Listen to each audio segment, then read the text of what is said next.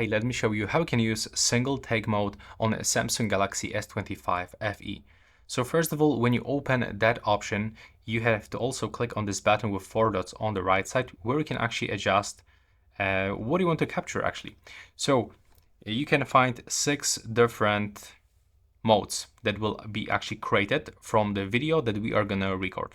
And before you start taking some videos or photos with this one, you have to remember about good lighting condition. So you got options with flashlight that you can actually turn on all the time during that single take mode, or you can turn it on only automatically. So the smartphone will decide when to turn it on and when to turn it off. But also there's the exposure adjustment. So we can set exposure by using this slider -2 and the +2. And we can also catch a focus manually by selecting something and changing brightness over here. So this is not the same exact option for exposure, but it works almost the same. And now we are also able to change lenses. So we can find ultra wide lens, telephoto lens, and the main lens. So that depends on your preferences.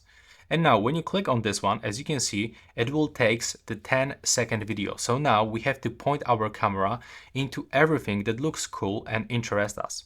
You can also make it longer by clicking here. You can add another 5 seconds.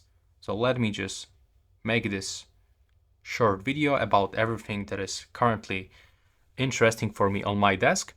And now we have to click on the left bottom corner over here. And now the single take feature is processing. As you can see, we can find this icon. Okay, now it's not visible anymore, but it was here. And now we can find 6 results. So we have to swipe up like this to see them. And this is the best shot that was taken, recommended by our phone. We can find rebound clip. We got cropped shot. And now we can also find filtered picture. Honestly, no big difference.